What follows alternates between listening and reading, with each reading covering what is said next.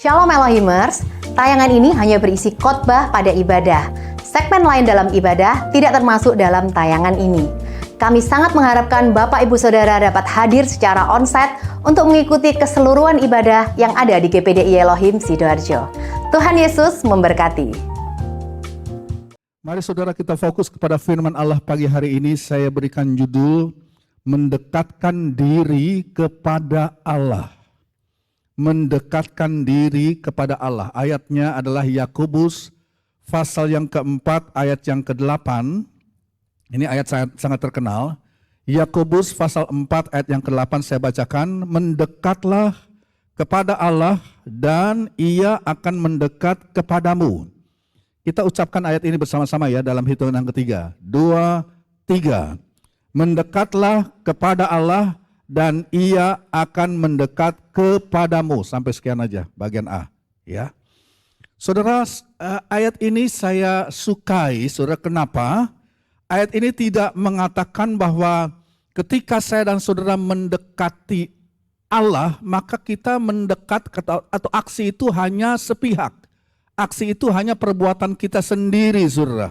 Ya, saudara harus melakukannya sendirian. Tetapi kita tahu dalam ayat ini bahwa jika saudara mendekat kepada Allah, sepasti saudara mengambil keputusan untuk mendekat kepada Allah, maka saudara nggak sendirian.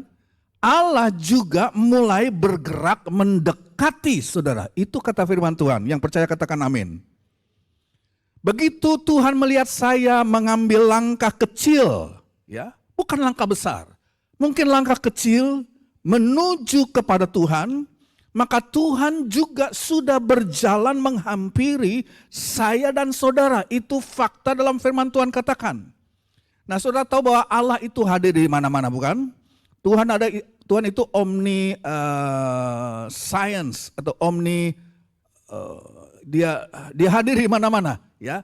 Tetapi saudara, pasti walaupun kita yakin bahwa Tuhan hadir di mana-mana, tapi pasti di dalam kedalaman diri saudara, saudara merindukan kehadiran Tuhan secara spesifik, betul nggak?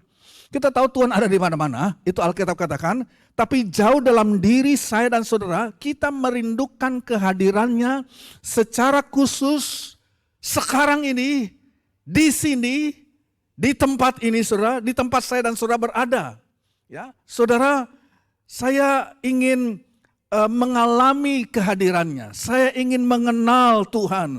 Saya merasa seperti saudara tahu satu lagu yang sering kita nyanyikan, nanti juga kita akan nyanyikan lagu ini. Dekat padamu itu rinduku, ya.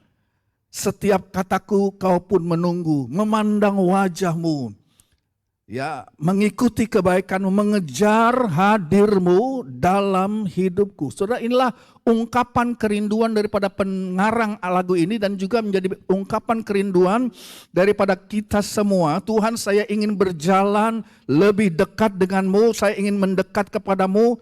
Nah, bukan berarti Tuhan itu jauh, saudara. Wah, Tuhan jauh banget, tidak juga. Tapi tetap saja saya sudah katakan tadi bahwa ada saat-saat dalam hidup kita, kita merasakan dalam hati kita, Tuhan, aku ingin mendekat. Aku tidak puas dengan apa yang ada. Aku kepingin mendekatkan diriku kepadamu. Di manakah engkau Tuhan?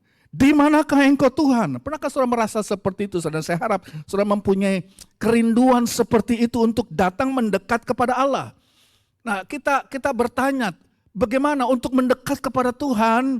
Saya harus melangkah, ya. Tapi melangkahnya bagaimana? Melangkah ke arah mana, saudara? Jangan-jangan kalau saya melangkah menurut kemauan saya sendiri, saya melangkah justru berlawanan dengan keinginan saya untuk hadir, untuk ada dekat dengan Tuhan. Itu tentu bukan rencana saya dan saudara, ya. Jadi saudara, kerinduan untuk mendekat kepada Tuhan adalah adalah sesuatu yang banyak dari kita semua anak-anak Tuhan rasakan, ya. Hal yang saya sukai sekali lagi dari ayat ini adalah sekali lagi bahwa begitu saya dan saudara mempunyai kerinduan, mau mengambil keputusan, bergerak mendekat kepada Tuhan, Dia juga siap melangkah lebih jauh mendekat kepada kita. Jadi ini bukan keputusan satu pihak saja, saudara, ya. Dan Tuhan tahu persis di mana saya dan saudara berada, ya. Bahkan jika mungkin cara kita mendekati Allah belum sempurna, cara kita mendekati Allah banyak kekurangannya, walaupun kita di dalam kita mendekati Tuhan kita masih tersandung di sana sini, tetapi saudara biarlah kerinduan ini tetap ada. Tuhan, di dalam hatiku saya benar-benar menginginkanmu. Di dalam hatiku saya benar-benar merindukanmu. Tapi aku tahu aku ini masih manusia, banyak kekurangan kelemahan. Kadang-kadang aku bingung dan tidak tahu harus bagaimana Tuhan. Dan kalau saudara, walaupun dalam kekurangan dan kelemahan kita, saudara, kita mengungkapkan kerinduan dan keinginan kita untuk mendekatkan diri kepada Tuhan dan kita sudah mengambil langkah, maka Tuhan tetap, ya Tuhan tidak lantas berkata, kamu belum cukup bagus untuk datang mendekati aku nggak mau datang kepada kamu. Tidak saudara, ya tatkala saudara masih dalam keadaan mengkali jatuh bangun, masih tersandung, tetapi saudara di dalam kedalaman hati saudara ada kerinduan untuk benar-benar merindukan Tuhan dan mendekat kepada Tuhan, Tuhan tetap datang kepada kita. Tuhan tetap memiliki saya dan saudara, itu kata Tuhan. Ya. Nah saudara, mungkin saya gambarkan seperti ini. Usaha kita untuk mendekati Allah mungkin seperti ini ya. Kita manusia yang terbatas, mungkin seorang berkata bahwa dia ingin mendekat atau pergi ke sorga, bilang aja begitu. Ya, saya ingin pergi ke sorga. Ya, siap-siap saya akan melompat, ya, melompat untuk menggapai surga. Lantas dia ambil ancang-ancang, saudara. Dia ambil ancang-ancang, lantas dia sudah tahan napas dan dengan sekuat tenaga dalam hitungan yang ketiga dia melompat mendekati surga. Berapa jauh dia bisa lompat? Ya, berapa jauh dia bisa lompat, saudara? Paling setengah meter. Jatuh lagi dia ke bawah, kan begitu. Atau mungkin dia pikir supaya lebih dekat dengan surga dia naik gedung tingkat 30 di rooftopnya. Dia lompat. Naiknya setengah meter, jatuh kembali di atas atap itu, saudara. Dan itu saya katakan paling banter usaha kita manusia mau mendekatkan diri kepada Allah seperti itu, saudara. Ya, kita bisa naik sebentar, tapi kita jatuh lagi dan naiknya tidak terlalu tinggi. Ya, saudara, kalau kita mau memakai kekuatan kita dan prestasi kita mendekati Allah, saudara, sampai sejauh itu barangkali usaha yang dapat kita kerjakan, saudara. Kalau saudara benar-benar mencoba, saudara bisa jatuh kembali. Ya, jadi maksud saya begini, kita tidak bisa melakukan pendekatan kepada Allah dengan kekuatan kita sendiri. Itu kesimpulannya. Saudara, kita nggak bisa melakukannya sendirian. Harus ada gerakan dari Allah juga datang menghampiri saya dan saudara. Ya, kita melakukan bagian kecil dari tugas kita menghampiri Tuhan, tetapi Tuhan melakukan bagian yang jauh lebih besar. Dari pihak kita saudara perlu mulai bergerak ke arah Tuhan, dan Tuhan akan melakukan pekerjaan yang besar untuk turun mencapai saudara. Ya, waktu saudara berkata, Tuhan aku mau mendekatkan diriku kepadamu.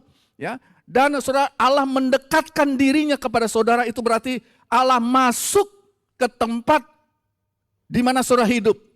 Kalau saudara berkata, di tengah-tengah pergumulanku Tuhan, aku datang mendekat kepadamu. Saudara, pada saat itu juga saudara, Tuhan masuk datang ke tengah-tengah hidup saudara, ke tengah-tengah pergumulan saudara. Saudara berkata, Tuhan saya tidak memiliki kemampuan ya untuk sampai kepadamu dengan kekuatan saya sendiri. Tetapi yang kita harus mulai, yang saya dan saudara harus lakukan adalah mulai saja langkah itu. Langkah itu mulai dari kita, walaupun mungkin langkah itu tidak terlalu signifikan, tapi Tuhan melihat ketulusan hati saudara dan Dia akan segera datang. Sebab itu kata firman Tuhan, kalau kita menghampiri Dia di tengah-tengah kekurangan, kelemahan dan kebodohan dan mungkin bahkan dosa kita sekalipun, Tuhan juga mau datang melompat menghampiri kita. Itu kata firman Tuhan. Dia yang akan datang menghampiri saya, saudara. Saya kira ayat ini begitu menghibur buat saya dan saudara manusia yang penuh dengan kekurangan kelemahan saudara. Firman Tuhan menegaskan di ayat yang baru kita baca, Dia berkomitmen. Bilang sama-sama komitmen. Komitmen itu bukan cuma dari saudara, tapi Dia juga mempunyai komitmen untuk datang kepada saya dan saudara. Kalau saya mau bergerak menuju Tuhan, maka Tuhan akan mendekat dan bergerak kepada saya. Dia akan datang menuju saudara dan saya. Nah, pertanyaannya tadi, bagaimana caranya? Bagaimana cara yang kita dapat lakukan untuk mendekat kepada Allah? Apa bagian kita yang kita harus lakukan? Bagaimana kita dapat mendekat kepada Allah? Bagaimana cara kita berjalan semakin dekat dengan Tuhan? Nah, menurut Alkitab, kembali lagi kepada Alkitab, saudara. Menurut Alkitab, maka ada berbagai cara pagi hari ini ya yang telah diajarkan oleh firman Tuhan untuk kita dapat mendekat kepada Tuhan. Dan ini simpel saja. Dan saya kira saudara sudah mengerti hal ini. Yang pertama, saudara, boleh ditampilkan yang pertama, yaitu dengan pujian dan ucapan syukur. Simpel saja. Ini tugas kita. Ini bahagian kita. Ini komitmen kita. Dengan pujian dan ucapan syukur di satu Mazmur yang sudah kita angkat menjadi lagu kita juga di Mazmur, sudah tahu lagu itu. Mari masuk gerbangnya dengan hati bersyukur atau dengan nyanyian syukur, halamannya dengan pujian. Saudara, ya. Kita masuk. Siapa yang masuk? Ya kita yang harus ambil inisiatif. Kita masuk pintu gerbangnya, enggak diam aja. Ya, saudara datang dalam gereja ini, ya enggak diam aja, saudara diajak oleh pemimpin pujian untuk menghampiri Tuhan dengan nyanyian syukur. Masuk ke halamannya dengan pujian, Bapak Ibu. 1 Tesalonika 5 ayat 18. Saya dukung ada 2 ayat yang saya sampaikan. 1 Tesalonika 5 ayat 18. Mengucap syukurlah dalam segala hal, sebab itulah yang dikehendaki Allah, garis bawah itu. Itulah yang dikehendaki Allah dalam Kristus Yesus bagi kamu. Kehendak Allah supaya kita menghampiri hadiratnya, masuk ke halamannya, pelatarnya dengan nyanyian syukur. Bukan dengan gerutuan, bukan dengan kritikan, bukan dengan apapun. Dengan nyanyian syukur dalam segala hal. Efesus 5 ayat 20, Efesus 5 ayat 20, ucapkanlah syukur senantiasa atas segala sesuatu dalam nama Tuhan kita Yesus Kristus kepada Allah dan Bapa kita. Ucapkanlah syukur senantiasa, garis bawahi, atas segala sesuatu. Ayat ini saudara memuat kebenaran. Ya, kebenarannya apa? Efesus 5 ayat 20 saya bacakan lagi. Ucaplah syukur senantiasa atas segala sesuatu. Jadi saudara, kebenaran ayat ini adalah bahwa pujian harus ditempatkan di atas segala sesuatu. Yang percaya katakan amin. Pujian harus sudah tempatkan di atas segala sesuatu. Nah saudara, tetapi mungkin sudah berpikir, ini ayat dalam 1 Tesalonika pasal 5 dan Efesus pasal 5 ayat 20. Lantas orang menafsirkan ayat ini kurang sempurna saudara. Mereka berpikir begini, ya. Oke, 1 Tesalonika 5 ayat 18, ucap syukur senantiasa atas segala sesuatu. Jadi apapun bencana yang menimpa kita, apapun hal buruk yang terjadi atas kita, kita harus memuji Tuhan karena Dia yang menaruhkan itu. Dia yang mengizinkan atau Dia yang menaruhkan hal itu atas kita. Sebenarnya ayat itu bukan maksudnya begitu, salah. Saudara, saya ulangi lagi saudara, kita seringkali berpikir 1 Tesalonika 5 ayat 18 adalah apapun hal buruk, apapun bencana buruk yang terjadi atas kita, maka kita harus memuji Tuhan untuk itu, karena Tuhanlah yang menaruhkan hal itu atas kita. Bukan demikian. Saudara, ini memang beda-beda tipis. Alkitab melalui ayat ini tidak mengatakan bahwa kita harus memuji Tuhan untuk setiap hal buruk yang terjadi, seolah-olah penderitaan itu adalah sesuatu yang harus kita syukuri. Bapak Ibu, yang Alkitab mau ajarkan, mau katakan kepada kita adalah begini. Catat baik-baik, pujian itu mengatasi dan melampaui perkara-perkara buruk yang saudara alami. Itu maksudnya.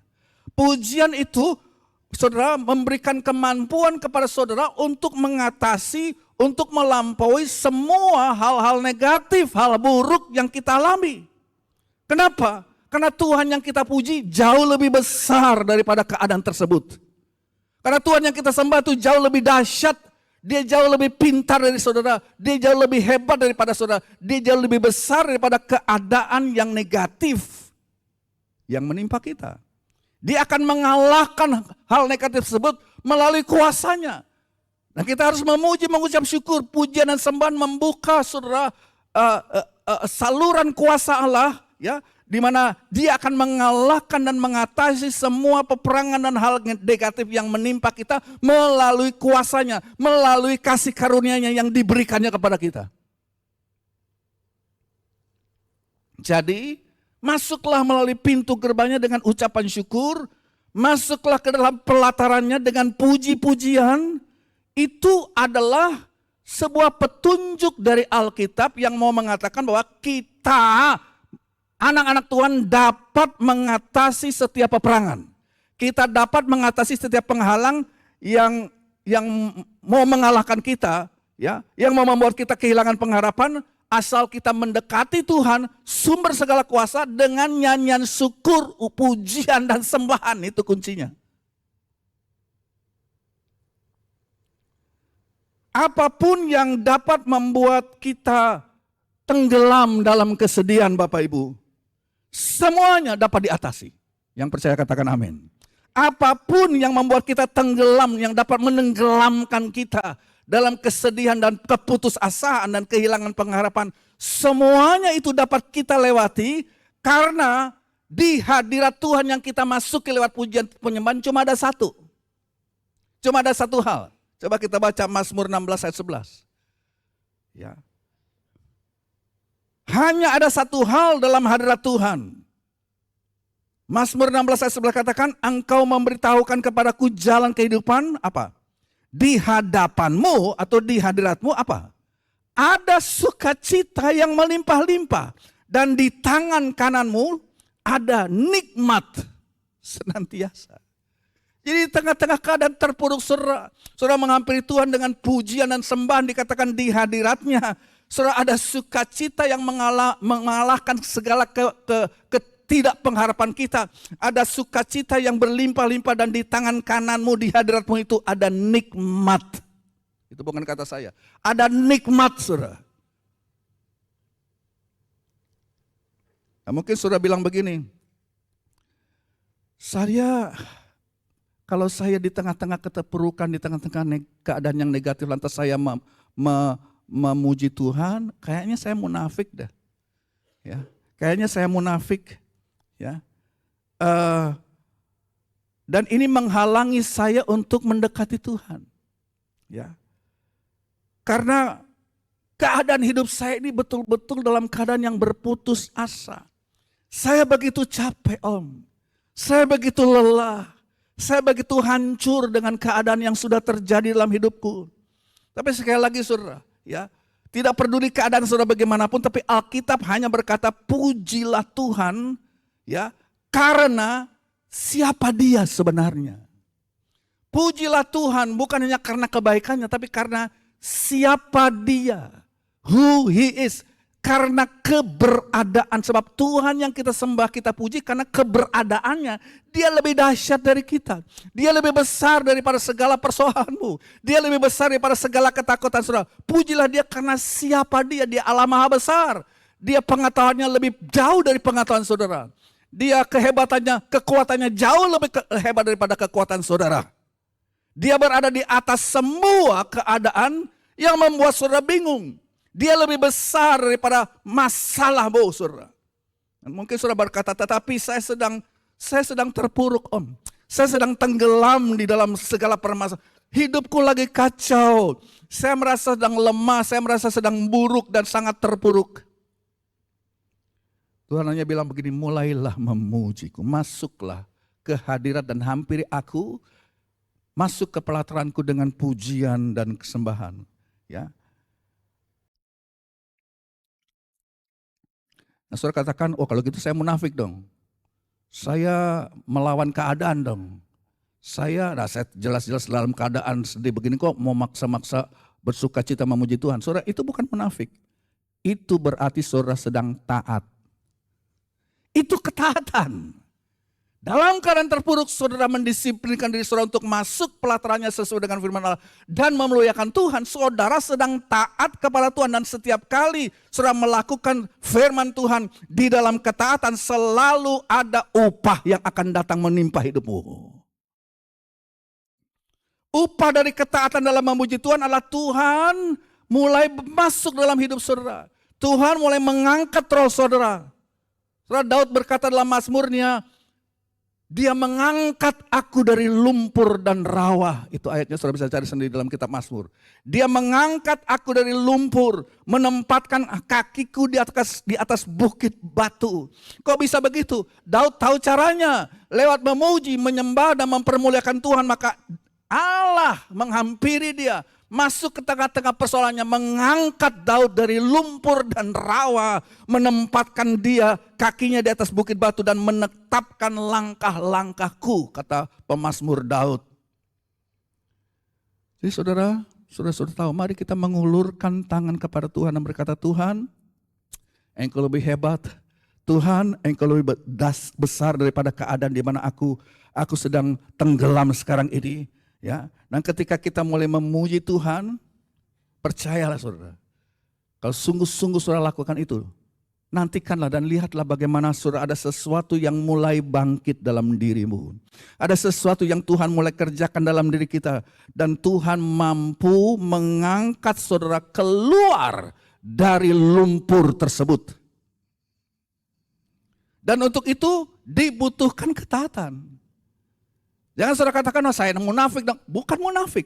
Dibutuhkan iman. Dibutuhkan ketaatan atas firman Tuhan yang berkata, masuklah melalui pintu gerbangnya dengan. Ini sudah sering kita dengar, tapi ya kita anggap sepele. Kita take for granted, saudara. Masuklah melalui pintu gerbangnya dengan ucapan syukur. Saudara, tidak mungkin ada kekuatan apapun di dunia ini, saudara. Tidak mungkin ada kekuatan apapun dari neraka sekalipun. Tidak mungkin ada kekuatan atau tidak mungkin ada kelemahan apapun yang bercokol dalam diri saudara sendiri yang dapat mengalahkan Tuhan yang saudara tinggikan lewat pujian dan sembahan saudara. Selama saya tetap mau mempertahankan sikap yang dikembangkan oleh Raja Daud dalam Mazmurnya, aku mau memuji nama-Mu Tuhan. Aku memasuki pelataranmu dengan satu sikap ucapan syukur, pujian dan sembahan. Maka tidak ada kekuatan apapun di dunia ini, dari neraka sekalipun atau dari kelemahan saudara sekalipun, yang dapat saudara menghalangi Tuhan bekerja di dalam dan melalui hidup saudara, mengangkat saudara dan menaruhkan saudara di atas satu tempat yang begitu kuatnya, di atas batu karang yang kuat dari tengah-tengah keterpurukan hidupmu. Itu yang pertama. Sekarang nomor 2 boleh ditampilkan untuk mendekat kepada Tuhan. Simple saja. Ya, kalau tadi melalui pujian ucapan syukur. Yang kedua adalah kesungguhan di dalam permohonan doa. Simple. Kesungguhan di dalam permohonan doa. Nabi Yeremia berkata dalam Yeremia 33 ayat yang ketiga. Yeremia 33 ayat 3 katakan, garis bawah ini, berserulah kepadaku, maka aku akan menjawab engkau dan akan memberitahukan kepadamu hal-hal yang besar dan yang tidak terpahami, yaitu hal-hal yang tidak kau ketahui. Ya, berserulah kepadaku, kata Tuhan. Yeremia 33 ayat 3. Saudara, saya seringkali menghubungkan ayat ini, ya, kalau kita berseru kepada Tuhan, maka Tuhan menjawab dan memberitahukan kepada kita hal-hal yang besar. Oh, hal-hal yang besar adalah hal-hal mujizat. Saya pikir seperti itu.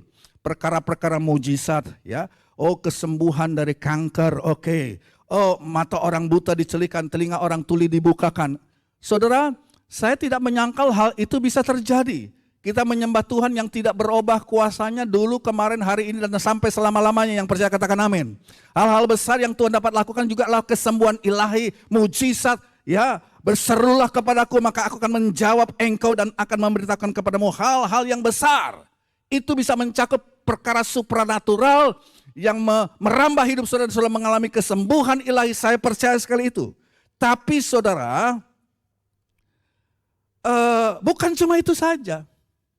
Di dalam konteks pelajaran kita pada pagi hari ini saudara, salah satu hal besar dan ajaib yang dapat kita minta kepada Tuhan melalui kita berdoa dengan sungguh-sungguh, dengan berseru kepada Dia adalah, Tuhan, bawa aku masuk ke dalam hadirat-Mu, supaya aku dapat melihat kebesaran-Mu, supaya aku dapat melihat kemuliaan-Mu ya Tuhan. Aku ingin datang ke dalam hadirat-Mu dan mengalami kenyataan istimewa bahwa Engkau hadir dan menyertaiku. Ayat itu juga bisa berlaku demikian. Yeremia berkata atas nama Tuhan, berserulah kepadaku, maka aku akan menunjukkan kepadamu hal yang besar dan ajaib. Saudara, salah satu hal besar dan ajaib adalah bahwa kita dapat masuk hadiratnya. Itu hal luar biasa itu saudara. Kita dapat masuk dan berjalan dalam hadirat Tuhan. Tuhan katakan, mendekatlah kepadaku, maka aku akan mendekat kepadamu. Ya, tetapi untuk itu dibutuhkan hal yang kedua, aku harus berseru dalam doa yang bersungguh-sungguh. Satu ayat lagi, Mazmur 27 ayat 4. Mazmur 27 ayat 4, Daud berkata, satu hal telah ku minta kepada Tuhan, itulah yang ku ingini. Apa yang Daud inginkan, apa yang Daud doakan dan minta? Diam di rumah Tuhan seumur hidupku, menyaksikan kemurahan Tuhan dan menikmati bait-Nya. Saudara, ini kerinduannya Daud. Saudara perhatikan bagaimana Daud. Kita sama-sama mengerti Daud itu apa sih? Dia siapa? Daud bukanlah orang yang hidup di awang-awang, saudara. Ya, Daud bukanlah seorang yang begitu spiritualnya sehingga dia hidupnya enggak jejak bumi. Dia hidupnya di awang-awang jauh dari kenyataan. Kan semua kita juga mengetahui bagaimana keadaan Daud, bagaimana sejarah kehidupan Daud, bagaimana dia pernah jatuh dalam dosa yang sangat dalam karena kebodohannya. Bagaimana dia pernah, saudara, dia jatuh dalam kegagalan dosanya. Dia masuk ke dalam lubang yang dia sudah buat dan gali sendiri lubang itu. Tetapi bagaimana Tuhan mengangkat dia keluar dari sana. Daud bukan orang-orang yang hidupnya hari-hari mengurung diri di biara-biara dan dia tidak tahu menahu soal perkara dunia. Daud, saudara, ya semua orang mengetahui tentang Daud. Daud adalah seorang manusia yang yang praktis. Dia seorang pemimpin perang. Dia seorang raja yang memimpin sebuah bangsa dengan jumlah penduduk jutaan orang. Dia bukan seorang yang hidup di awang-awangan, saudara, dalam dunia spiritual yang tidak ada punya hubungan dengan kenyataan. Nah, cuman sayangnya begini, kecenderungan banyak orang waktu meneliti atau waktu mempelajari kehidupan Daud, mereka cuma fokus kepada dosanya Daud. Ya, film-film yang dibuat kan berputar di sekitar dosanya dengan Batseba, itu aja yang diangkat, saudara. Ya. Ketika kisahnya dibuat dalam film ya justru dosa dan kegagalannya yang diangkat. Dan gak salah juga kita dapat belajar daripada Alkitab itu begitu jujur dan menceritakan kegagalan daripada pahlawan-pahlawannya. Tetapi saudara, kalau saya lebih senang fokus bukan hanya kepada kegagalan-kegagalan Daud, tetapi di ayat yang baru kita baca tadi, saudara, saya lebih suka melihat Daud sebagai seorang penyembah, seorang yang selalu kerinduannya mencari Tuhan, selalu kerinduannya mau datang masuk ke dalam hadirat Tuhan, bahkan seumur hidupnya memandang kemuliaan Tuhan. Itu kerinduan dia. Ya, dia memang pernah jatuh, tapi kerinduannya ini tidak pernah sirna dari kehidupan seorang Daud yang tidak sempurna, saudara. Ya, saya lebih suka melihat Daud sebagai seorang yang begitu bersuka cita. Dia senang banget sampai saudara waktu dia lihat tabut Tuhan. Tabut Tuhan adalah lambang daripada hadirat Tuhan. Dia lompat-lompat. Dia menari-nari. Ya. itu merupakan ekspresi luapan kecintaannya, kesukacitaannya akan hadirat Tuhan. Orang ini tidak lepas dari keadaan manusia yang banyak kekurangan, kelemahan. Dia pernah jatuh, tapi kalau mau bicara tentang masuk hadirat Tuhan, itu kesukacitaan dia. Itu yang dia kejar, saudara. Itu ayat yang berkata itu tadi. Satu hal dia katakan, dia gak mau minta yang lain. Satu hal telah kuminta kepada Tuhan, itu yang kuingini. Diam dalam rumah Tuhan seumur hidupku. Diam di hadirat Tuhan seumur hidupnya. Ada apa dengan hadirat Tuhan yang sudah membuat seorang Daud senang banget, bahkan seumur hidupnya, saudara. Saya rindu ya mempunyai saudara pengalaman seperti yang dialami oleh Daud. Apa yang dialami oleh Daud yang membuat dia seperti lupa semuanya waktu dia ada di hadirat Allah.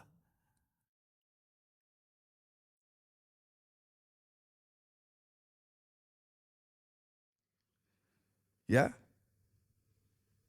Jadi inti yang ingin saya sampaikan kepada saudara adalah bahwa kitab suci menunjukkan kepada kita bahwa seorang Daud adalah seorang manusia yang ketika segala sesuatu menjadi sulit menimpa hidupnya, satu hal yang dia tidak pernah mau lupakan, satu hal yang dia tidak pernah mau tinggalkan adalah satu hal telah kuminta kepada Tuhan. Itu juga harus menjadi perkataan kita, amin. Satu hal kuminta. Saudara, kita bisa jatuh, kita bisa susah, kita bisa lemah, tapi satu hal ini jangan pernah sirna dari hidupmu. Satu hal telah kuminta kepada Tuhan, aku mau tinggal di dalam hadirat-Nya. Jadi kalau saudara merangkum seluruh kehidupan Daud kayak apa sih? Ya, kalau saudara merangkum seluruh kehidupan Daud menjadi satu kerinduan. Dia cuma punya satu kerinduan, satu hasrat. Satu hal yang paling dia inginkan. Maka jawabannya adalah, satu hal telah ku minta kepada Tuhan. Itu yang ku cari, itu yang ku inginkan. Supaya aku boleh diam di dalam hadirat-Nya. Memandang keindahannya. Saudara. Memandang wajahnya, melayani Tuhan di dalam hadirat Tuhan. Saudara tahu, Daud sudah mengetahui sesuatu yang mungkin banyak dari antara kita tidak tahu. Sesuatu yang indah, yang luar biasa. Yang tidak Daud mau tukarkan dengan apapun, yaitu diam di hadirat Tuhan. Dan memandang keindahannya. Kayak apa itu?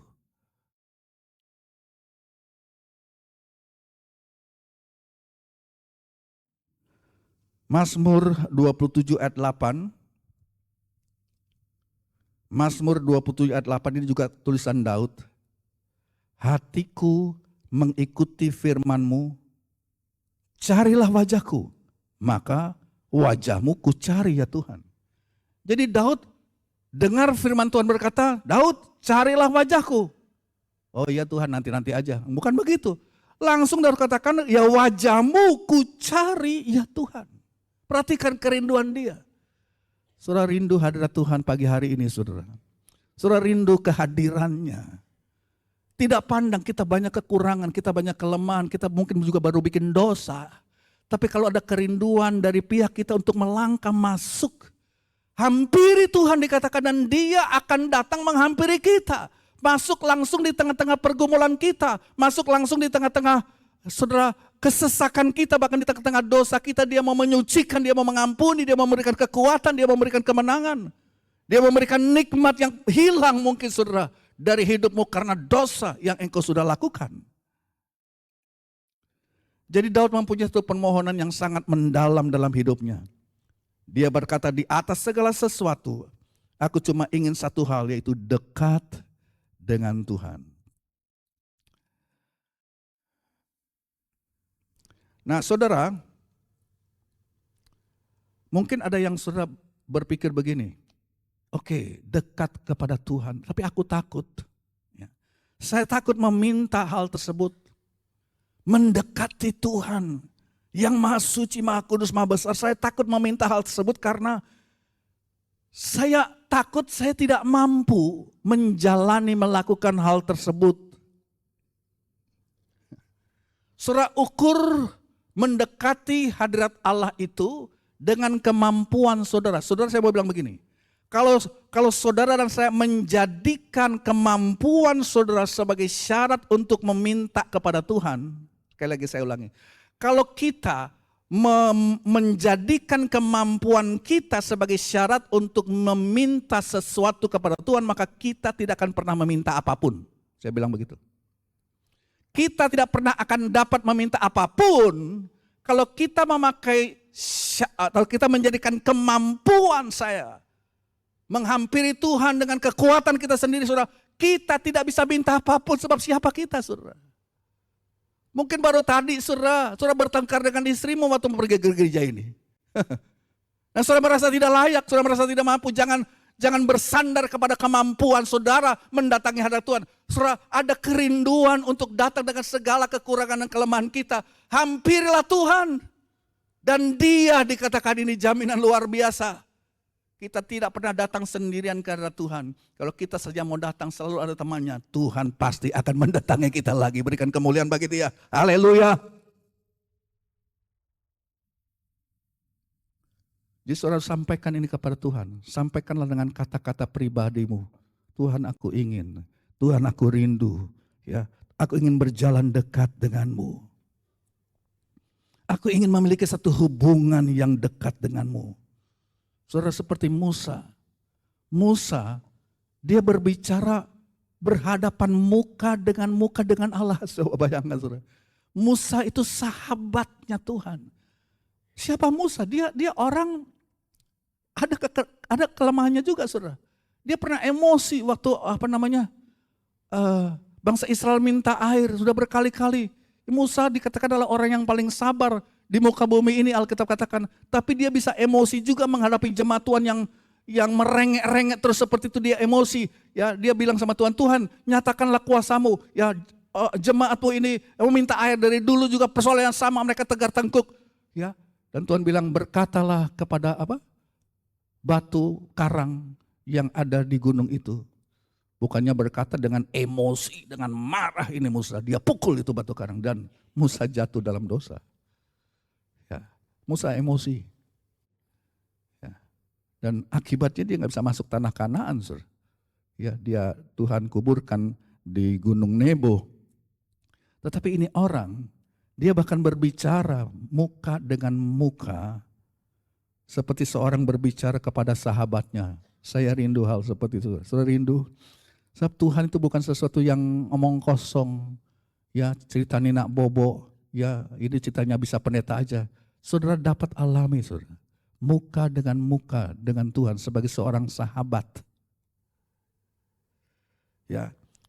Yang ketiga, yang terakhir. Kita melihat bagian yang ketiga, boleh dituliskan. Yaitu kebutuhan kita menghampiri hadirat Allah dengan cara yang ketiga adalah kebutuhan, ini sebuah kebutuhan untuk terus menerus mengalami pembasuhan atau penyucian. Ya. Ini kebutuhan untuk terus menerus mengalami pembasuhan, penyucian dan pengkudusan. Saudara, saya mau katakan, kita masih mengalami banyak masalah dalam dunia ini.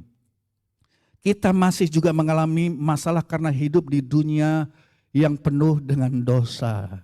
Dan kita masih ada di dunia itu, saudara.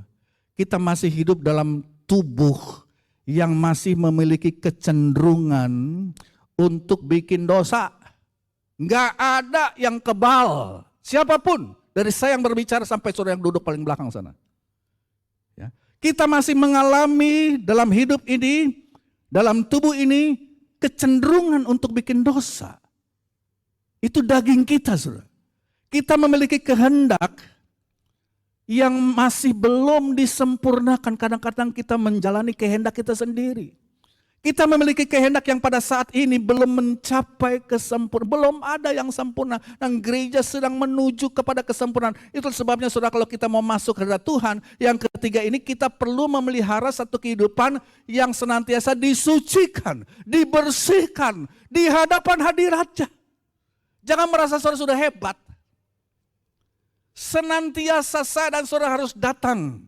Ya, coba kalau kita lihat di 1 Yohanes 1 ayat 8, saudara. Ini ayat diulangi lagi di ayat yang ke-10. Kita baca saja 1 Yohanes 1 ayat, 2 kali diulangi ayat ini. 1 Yohanes 1 ayat 8 dan ayat 10. Kita baca ayat 8. Jika kita berkata bahwa kita tidak berdosa. Siapa sini berani berkata saudara tidak berdosa? Alkitab bilang begini. Kita menipu diri kita sendiri dan kebenaran tidak ada di dalam kita. Ini ayat sampai 2 kali diulangi lagi di ayat 10. Kalau kita berkata kita tidak berdosa, saudara sudah suci. Saudara, kita menipu. Sebab kita punya kecenderungan untuk jatuh dalam dosa. Jadi saudara, ayat ini mengatakan begini. Jangan ada seorang pun yang merasa diri sangat kudus. Jangan ada seorang pun yang merasa diri aku merasa sudah lebih tinggi dari kalian semua. Saya sudah mencapai satu tingkat tertentu dalam hidup ini. Saudara, tidak lama lagi orang yang berkata demikian akan jatuh. Pasti saudara. Oh, saya sudah merasa sangat kudus, merasa lebih tinggi dan sudah menjadi sombong. Secara rohani itu awal kejatuhan kita. Makanya ayat ini memperingatkan kita.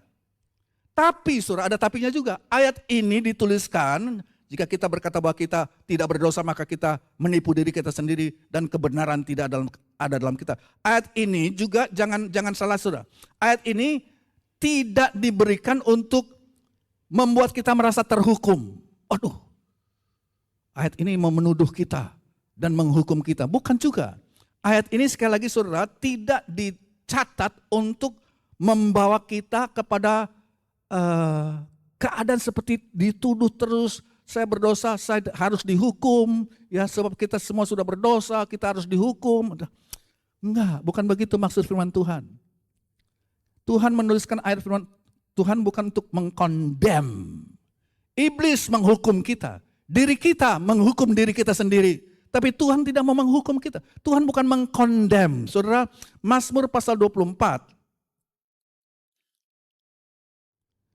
Dikatakan, Mazmur 24 ayat 3 dan 4. Siapa yang boleh naik ke atas gunung Tuhan? Ini pertanyaan.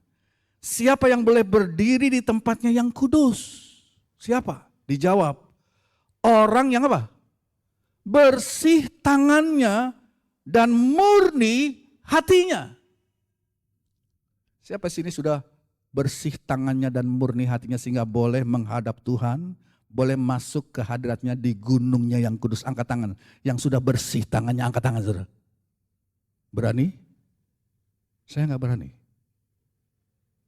Saudara, kenapa pakai istilah tangan? Orang yang bersih tangannya, sebab dengan tangan ini kan kita beraktivitas, saudara. Ya, kalau coba saudara lihat tangan saudara, lihat tangan saudara, buka tangan saudara di depan saudara. Apa yang saudara lihat di situ? Saudara melihat kegagalan saudara di situ. Tangan saudara mewakili segala kegiatan saudara, dan kita banyak kali gagal. Kita banyak kali juga bikin dosa dengan tangan kita, bukan? Makanya saudara, jika ada sesuatu yang dapat mengingatkan kita akan kegagalan kita, jika ada sesuatu yang dapat mengingatkan kita bahwa kita tidak sempurna, jika ada sesuatu yang dapat mengingatkan kita bahwa kita masih hidup dalam daging, bahwa kita masih hidup dalam kesalahan-kesalahan, kita masih hidup dalam keteledoran, dalam kebodohan, dalam kelemahan, adalah cukup lihat aja tangan saudara. Lihat itu tangan. Itu tangan terbuat daripada tanah. Banyak kekurangan, kelemahan yang kita sudah bikin dosa seringkali dengan tangan. Tangan ini boleh mewakili segala kekurangan dan kelemahan kita yang membuat kita sebenarnya tidak layak. Tapi itu kita harus sadari. Ya. Sebab Tuhan memang biar bagaimanapun menginginkan kekudusan, saudara. Kekudusan menjadi satu yang sangat penting untuk menghampiri Tuhan. Tapi ayat ini tidak lantas berkata bahwa ya, ayat ini tidak dimaksudkan untuk menghukum saya dan saudara. Beda antara menghukum dan tuduhan Roh Kudus. Beda. Ya. Siapakah yang akan datang ke gunung Tuhan? Dia yang bersih tangannya. Saudara, kita tahu di kemah suci Israel Tabernakel, juga dalam Ka'bah Salomo, saudara, di bagian halaman itu kan ada yang namanya mesbah pembasuhan. Para imam yang mau masuk ke ruang Maha Kudus atau ke ruangan kudus untuk melayani Tuhan, dia harus basuh. Ini disediakan sudah. Dia harus basuh tangannya. Tangannya dibasuh di situ karena tangan ini mewakili segala kekurangan kita, segala kelemahan kita, segala dosa kita. Saudara, cukup lihat tangan, segala pekerjaan daging kita, segala ketidaksempurnaan kita. Lihatlah tangan saudara. Lihatlah dengan jujur. Itulah sebabnya sebelum masuk ke ruang kudus itu, di halaman itu disediakanlah yang namanya mesbah pembasuhan. Makanya saya nggak tahu ya, ada gereja-gereja ya yang dulu, sekarang mungkin udah enggak. Begitu di bagian foyernya itu, di bagian depan itu disediakan kayak kolam, kayak air pancuran. Mereka yang masuk gereja cuci tangan dulu di situ. Kita mungkin tidak lakukan itu, saudara. Ya, tapi saudara, mari Tuhan menyediakan satu sarana di mana saudara kita masuk tempat kudusnya dengan membasuh tangan.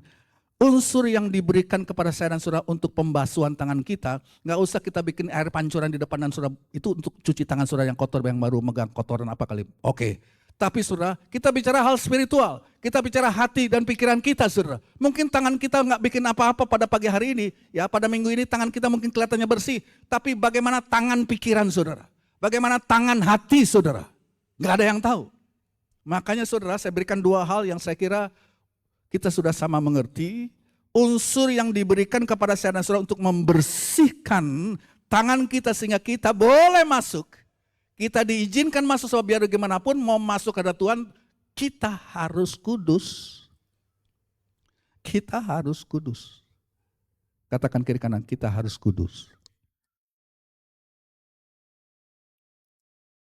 Nah bagaimana? Dua hal. Darah salib Kristus dan air firman Allah. Dua itu aja. Dua hal ini adalah seperti mesbah pembasuhan yang ada di halaman. Darah salib Kristus dan air firman Allah. Saudara, kita datang menghadap hadirat Tuhan, masuk ke ruang kudusnya, kita angkat tangan kita, biar tangan kita dibasuh dengan darah Kristus. Dan dibasuh oleh air firman Allah pada pagi hari. Setelah dipanjangkan firman Tuhan, mari saudara kita datang kepada Tuhan pagi hari ini. Haleluya.